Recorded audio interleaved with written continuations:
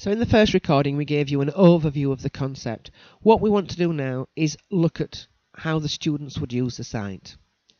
At the moment the site is aimed at Yorkshire, and the aim obviously is that eventually most service providers would use this concept to deliver public health messaging to students in schools.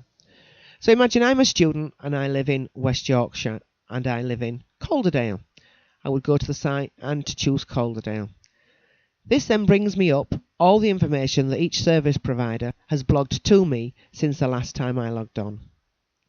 The story should be linked to subjects around happy, healthy and safe, and the blogs hopefully would not take on a corporate look.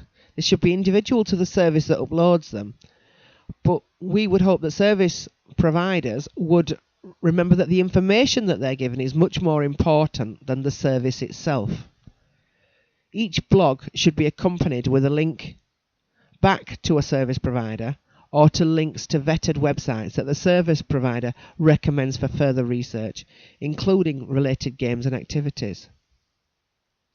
Doing this means that we can give students access to further research without the need for them to troll the internet for appropriate sites, or we're managing the risks that students have when going through search engines. We don't want them happening upon inappropriate images or material, and that can happen when students are searching for information. So this is the information that's provided. It could be, as this one here, free taster swimming lessons for children aged 5 and 6. Please share with years 1 and 2. A story there about children being injured by fire. Beep Beep Day, we need younger children in your school to learn about keeping safe on the road. Please share with teachers in nursery and reception class. So let's have a look at that one.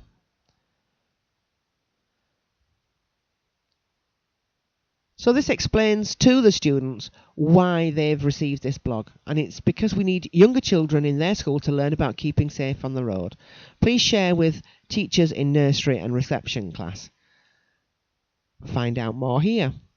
So this will link directly back to the provider. It's vetted, we know it's a safe site, and the children are not going to happen upon inappropriate information on the route. That's the information. The students can then, from that, decide, firstly, if they're going to share that information, and they're then going to give the link to the teaching staff in nursery and reception. Here's another one, safe online. Internet safety is something that we all need to know about, so the students are encouraged to share with students in years 2 to 6. So let's find out more about that story. We click on the story, hopefully, and the story is uploaded, so we can begin to find out more. So here again, it's just the basic information. It's internet safety we all need to know about. Please share with students in years 2 to 6. Staying safe with knowledge. So this will take us back to an appropriate and vetted website that students can go to. This one is the BBC's website.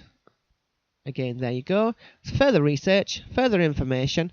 So students in Key Stage 2 can then put together their information and then share it with the students that they've been asked to share with, which in that case was years 2 to 6. Again here, be safe, be seen. Please share with the whole school community. We all need to be bright to be seen in winter. So on this particular blog, the service provider has decided that they would like to share leaflets with all the children in all schools. So how do students do that? There's the information. They can call James or email James and giving the information, school name, the names of the leaflet, how many leaflets they need, and who they should be delivered to in the school.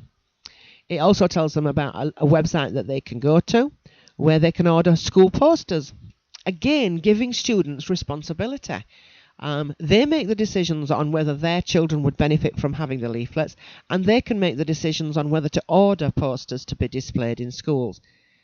I absolutely and totally believe that this is the way forward for encouraging students to share information. Again, a story there about booking bikeability training. Information here about smoke detectors. So, a smoke detector can't protect you and your family if it doesn't work. Please share with the whole school community. So students have to look at a way of sharing that information with the whole school community. But they might need to know a little bit more than that. So they can go into the story and read the story. But the service provider has then given them access to more research, more information on how to book a fire safety visit for home, and information on smoke detectors. So we will be pleased if students can remind everybody at home to check their smoke detectors every week. Let's have a look at the link that was provided. So the link here takes them back to a home fire safety check. So if students go home and share the website, they share with the parents that they've had information on checking smoke detectors, they can then take the parents easily to the website to find out more information. Let's go back. There's information on the right fuel. So there's a story there about nutrition. We can link to Change for Life. Change for Life have released a new video to one about being overweight. Please share with the whole school community. So we'll have a look there. There's not lots and lots of information on each blog. The aim would be that students are encouraged to find out more from the information the service providers have uploaded to the site. So, Change for Life, we link straight and immediately back to the Change for Life website. So we're steering students into the appropriate areas in which to conduct more research. So that's the information there.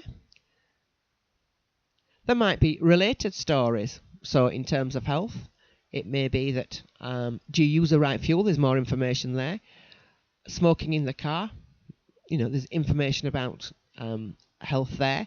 This blog was written by the school nurse. Equally, it could have been written by a fire service, a police service, a local authority, a travel team, a road safety team. Each service would be represented within the site. So that's an overview of how we envisage this would work for students. This is how the students would get the information. It may also be that there's information that's blogged by another service provider in, say, the North Yorkshire Fire Service that children in West Yorkshire might want to look at. What are other areas doing? What best practice is there in other areas? What are other students in other areas getting that students, say, in West Yorkshire might like? So it gives a complete overview of what's happening across West Yorkshire.